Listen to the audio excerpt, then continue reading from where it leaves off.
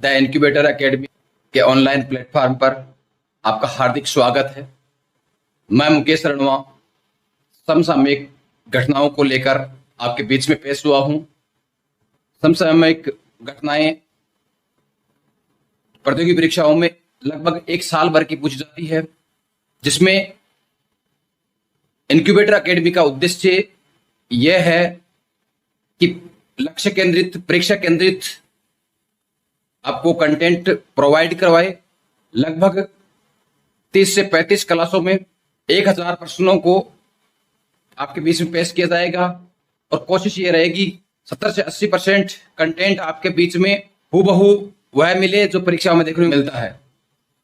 प्रतियोगी परीक्षाओं में 10 से 15% वेटेज करंट अफेयर, समसामयिक घटनाओं को लेकर है।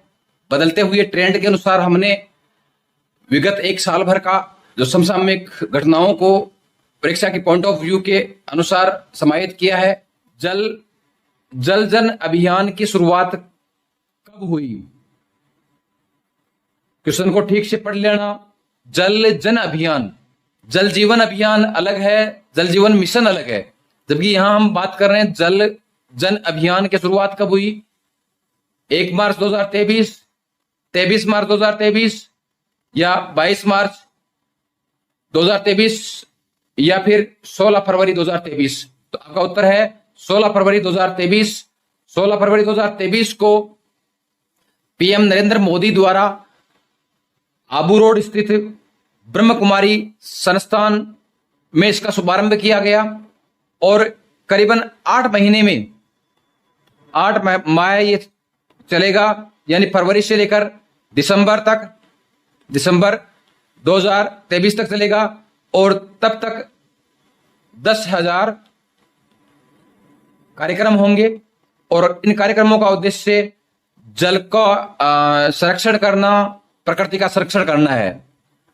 पीएम नरेंद्र मोदी के द्वारा 16 फरवरी 2023 को आबू रोड स्थित ब्रह्म कुमारी आश्रम संस्थान है, उसमें वर्चुअल शुभारंभ हुआ। 8 माह में करीबन 10,000 कार्यक्रम होंगे और जिसके जरिए जल संरक्षण और प्रकृति का संरक्षण किया जाएगा, ताकि लोगों में जन जागरूकता का माहौल पैदा किया जा सके। जल शक्ति मंत्रालय, भारत सरकार और ब्रह्म कुमारी संस्थान आबू रोड सिरोही के संयुक्त तत्वावधान में चलने वाला ये जनचेतना कार्यक्रम है, जिसका उद्देश्य जल संरक्षण करना, यानी जल को बचाना, उनका संवर्धन करना और अधिक कैसे उसको बचाया जा सके और प्रकृति के संरक्षण की ओर बढ़ना है। ध्यातव्य रहे कि जल शक्ति मंत्रालय का जो मंत्री है गजेंद्र सिंह शेखावत जोधपुर सांसद हैं और राजस्थान में बीजेपी के कद्दावर नेता हैं। अगले क्वेश्चन की ओर बढ़ते हैं। राजस्थान में 10,000 मेगावाट का अल्ट्रा मेगा पार्क कौन स्थापित कर रहा है? कौन सा संस्थान स्थापित कर रहा है? RRECL, PHDCL, अडानी ग्रुप या ए और बी दोनों? तो आपका उत्तर है ए और बी दोनों। राजस्थान अक्षय ऊर्जा निगम लिमिटेड और ऊर्जा के क्षेत्र में अग्रणी संस्थान PHDCL के द्वारा यह जो समूह स्थापित किया जा रहा है, जिसका नाम ट्रेडको राजस्थान लिमिटेड है। यह इनका दोनों का जॉइंट एडवेंचर है, संयुक्त उपक्रम है, जिसके द्वारा पश्चिमी राजस्थान में सोलर ऊर्जा की संभावनाओं को हकीकत में बदलना है। 10,000 मेगावाट की अल्ट्रा मेगा ऊर्जा पार्क स्थापित करना उद्देश्य रहेगा।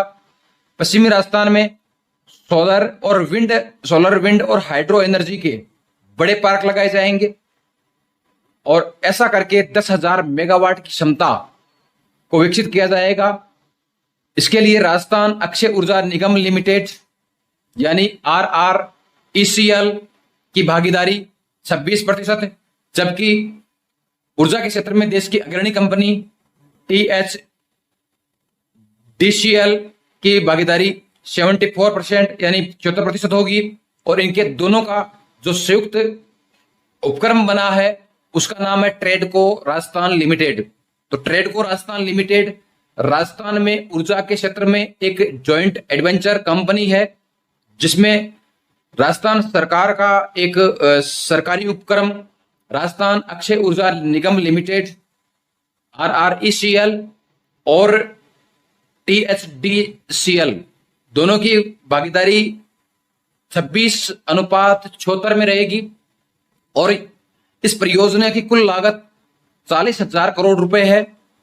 और इसके प्रथम चरण में वर्ष 2025 तक यानी 2023 से 2025 तक 2000 मेगावाट के सोलर पार्क विकसित किए जाएंगे, और इसका कुल लक्ष्य 40,000 करोड़ रुपए की लागत से पश्चिमी राजस्थान में 10,000 मेगावाट के solar park, wind energy, solar energy और हाइड्रो एनर्जी तीनों प्रकार की ऊर्जाओं को सम्मिलित करते हुए ये करेगा। ध्यातव्य रहे कि राजस्थान में 142 गीगावाट सोलर ऊर्जा है, जबकि पवन ऊर्जा की क्षमता 284 गीगावाट है। पवन ऊर्जा की क्षमता के लिए पूर्व में 120 मीटर की हाइट पर 127 गीगावाट क्षमता थी, जो कि वर्तमान में पैरामीटरों के अनुसार देखें तो 150 मीटर हाइट कर दी गई है, और इसके अनुसार 284 गीगावाट क्षमता हो गई है।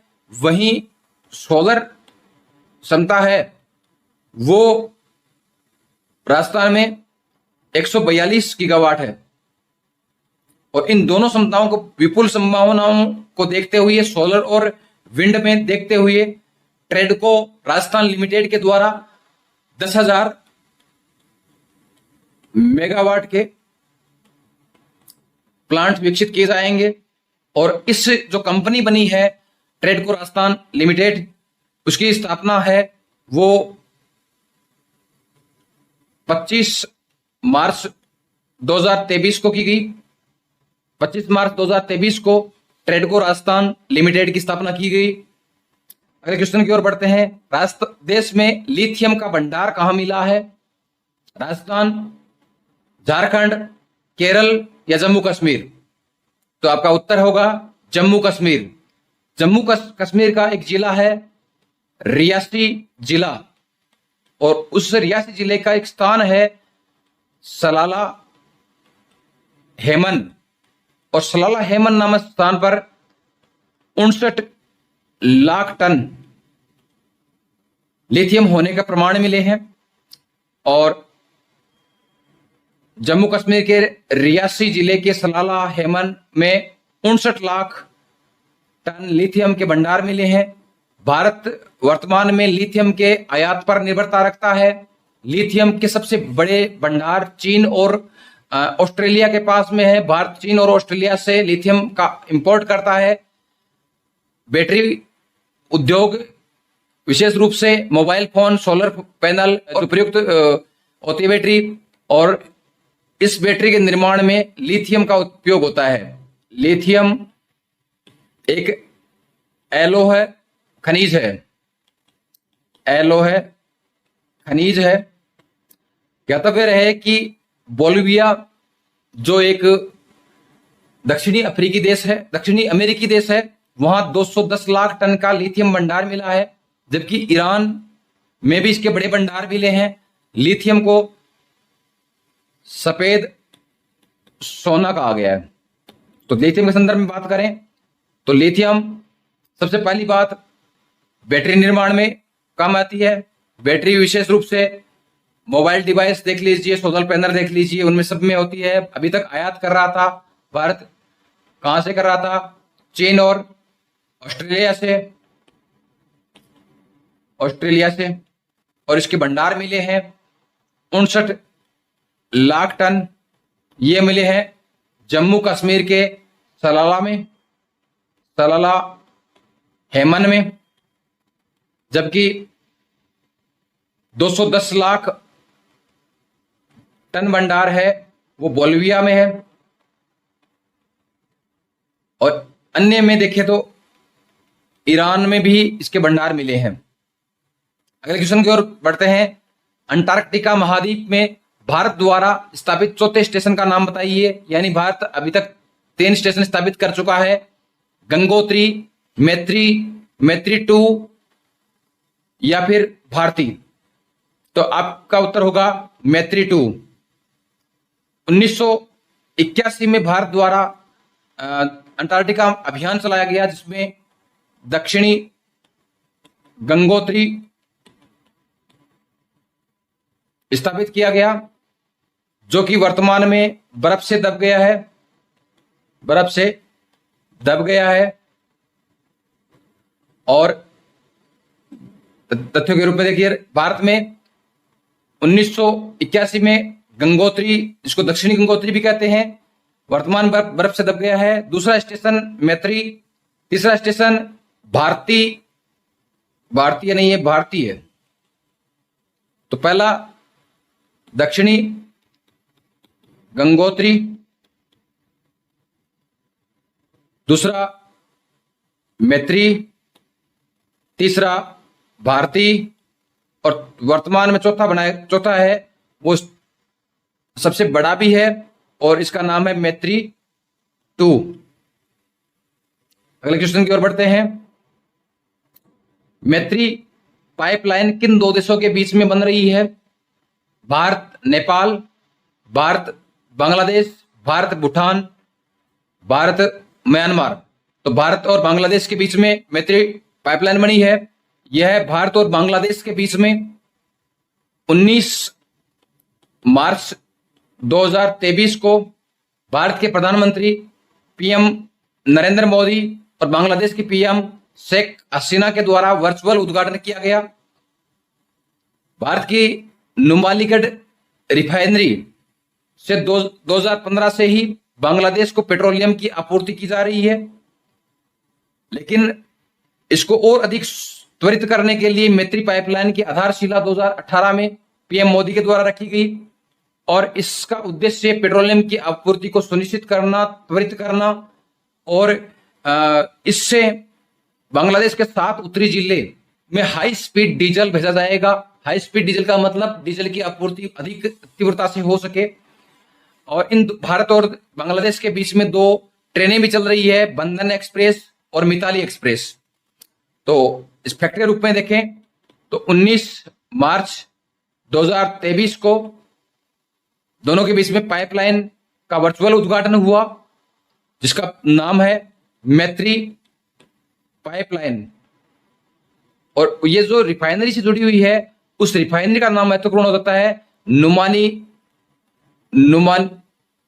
नुमालीगढ़ रिफाइनरी, और इससे बांग्लादेश में आपूर्ति होगी। 7 उत्तरी जिले होंगे जहां हाई स्पीड डीजल की आपूर्ति होगी। अगले क्वेश्चन की ओर बढ़ते हैं। देश की किस सड़क का नाम बदलकर कर्तव्य पथ कर दिया गया है? औरंगजेब लेन का, राजपथ, मुगल रोड या दिल्ली कैंट? तो कर्तव्य पथ, और उत्तर हो गया राजपथ।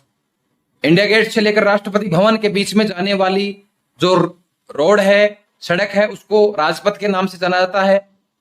उसे सितंबर 2022 में कर्तव्य पथ के नाम से नाम परिवर्तित कर दिया गया है। ज्ञातव्य रहे 1911 में जब देश की राजधानी कोलकाता से दिल्ली लाई गई, उस समय इंडिया गेट से राजपथ के बीच का जो स्थान था, उसके बीच में बनी हुई सड़क को किंग्सवे के नाम से जानते थे। किंग्सवे के नाम से जानते थे 1911 में। 1911 में कब? जब राजधानी परिवर्तन हुआ, उस समय इसका नाम यह था। और फिर उसके बाद में आजादी के बाद में इसका नाम कर्तव्य पथ बन गया, और 2023 में इसका नाम कर्तव्य पथ कर दिया गया। और औरंगजेब लेन का नाम भी जनवरी 2023 में डॉक्टर एपीजे अब्दुल कलाम के नाम से कर दिया गया। तो शॉर्ट में देखें तो 1911 में जिस का नाम किंग्सवे था, किंग्सवे राजधानी परिवर्तन के समय, कहां से थी? इंडिया गेट से, इंडिया गेट से राष्ट्रपति भवन तक, राष्ट्रपति भवन तक। राष्ट्रपति भवन है वो रायसीना पहाड़ी पर है। उसके बीच की सड़क थी किंग्सवे थी। जब आजाद भारत हुआ 1947 में, उसके बाद में इसका नाम बदल दिया गया, राजपथ कर दिया, और 2023 में 22 में इसका नाम कर्तव्य पथ कर दिया गया। और सितंबर 22 की बात है, सितंबर 2022 में इसका नाम कर्तव्य पथ कर दिया गया। इसके साथ में एक रोड और थी जिसको औरंगजेब लेन बोलते थे, औरंगजेब लेन।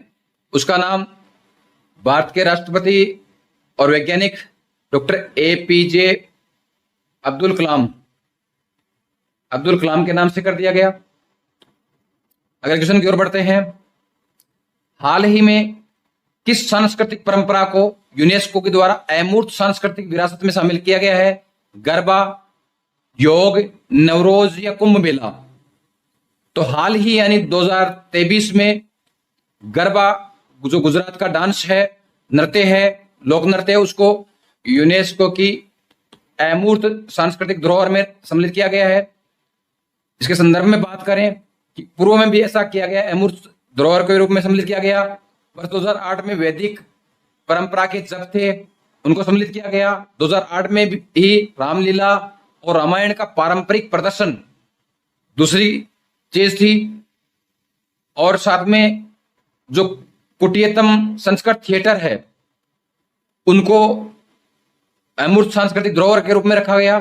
2009 में रम्माण नाम का जो धार्मिक उत्सव है, वहीं 2009 में केरल का एक नृत्य नाटक है मुद्दियट्टू, उसको अमूर्त धरोहर में रखा गया। 2010 में ही राजस्थान का कालबेलिया नृत्य है, जो राजस्थान का एक लोक नृत्य है, उसको अमूर्त धरोहर में रखा गया। 2012 में लद्दाख का जो बौद्ध जाप, जो सामूहिक रूप से बौद्ध धर्म के मतावलंबी जो मंत्रोच्चार करते हैं।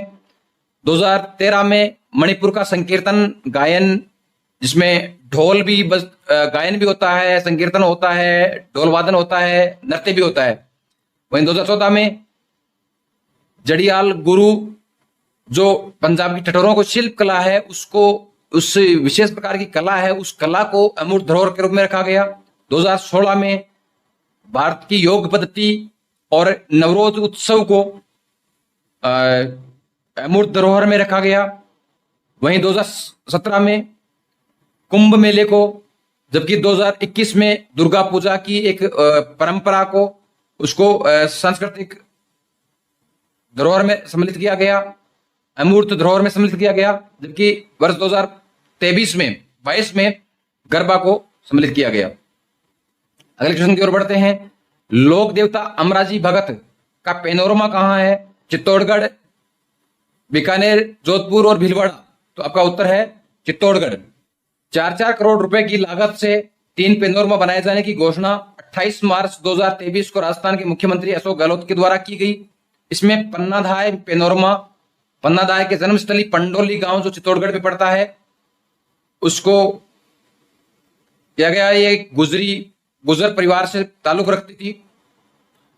अमराजी भगत पैनोरमा दौलतपुरा नामक स्थान पर, जो बधेसर चित्तौड़गढ़ में स्थित है, वहां बनाया जाएगा। अमराजी भगत एक लोक देवता है। हाल ही में मुख्यमंत्री अशोक गहलोत ने अमराजी भगत के जो स्थल दौलतपुरा में यात्रा की थी, इसलिए महत्वपूर्ण बन जाता है। साथ ही केसरी सिंह बारठ, जो एक स्वतंत्रता सेनानी के रूप में विख्यात है अपने पद्य रचनाओं के लिए, उनका जो पैनोरमा है वो शाहपुरा भीलवाड़ा में बनाया जाएगा। शाहपुरा जिला भी बन चुका है। अगले क्वेश्चन की ओर बढ़ते हैं। भारत का पहला केबल आधारित रेलवे पुल किस नदी पर बनेगा? झेलम नदी पर, अंजी नदी पर, या रावी नदी पर, या गंगा नदी पर? तो भारत का पहला केबल आधारित रेलवे पुल चिनाब नदी की सहायक नदी अंजी नदी पर बनेगा। अंजी नदी चिनाब की नदी की सहायक नदी है, सहायक नदी है। ध्यान रहे कि जम्मू कश्मीर के चिनाब नदी की सहायक नदी अंजी नदी पर यह रेलवे पुल बनेगा। इस रेलवे पुल की कुल लंबाई 473 मीटर रहेगी। यह उधमपुर, श्रीनगर और Baramulla rail link, Udhampur, Srinagar, Baramulla rail link परियोजना का हिस्सा है, जिस परियोजना को वर्ष 2002 में राष्ट्रीय महत्व का घोषित किया कर दिया गया था। उसमें देश का पहला केबल आधारित रेल पुल बनेगा और इसकी लंबाई 473 मीटर रहेगी। अगले क्वेश्चन की ओर बढ़ते हैं। सिकुला सुरंग किस राज्य में बनेगी? उत्तराखंड, लद्दाख, जम्मू कश्मीर या अरुणाचल प्रदेश? तो यह केंद्र शासित प्रदेश लद्दाख में बनेगी। सीमा सड़क संगठन बीआरओ के द्वारा मनाली दासपा पदम नींबू सड़क के बीच का ये जो सुरंग है वो 4.1 किलोमीटर लंबी होगी। 15 जनवरी 2023 को केंद्रीय कैबिनेट ने इसकी मंजूरी दे दी। ज्ञातव्य रहे कि अटल सुरंग मनाली को लेह से जोड़ती है। यह रोहतांग दर्रे के नीचे है। इसकी कुल लंबाई, अटल सुरंग की लंबाई 9.02 किलोमीटर है, जबकि जोजिला सुरंग श्रीनगर, कारगिल और लेह को जोड़ती है। यह कारगिल के लद्दाख के कारगिल में स्थित 14.2 किलोमीटर लंबी सुरंग है। इसी के साथ में हम आज के इस प्रश्न चक्कर है इसको पूरा करते हैं। अपने अमूल्य सुझाव इस प्लेटफॉर्म पर आप कमेंट के द्वारा दीजिए और हमारे चैनल को सब्सक्राइब कीजिए, उसको लाइक कीजिए और अच्छा लगे तो उसको शेयर कीजिए। जय हिंद साथियों, नमस्कार दोस्तों, जय हिंद।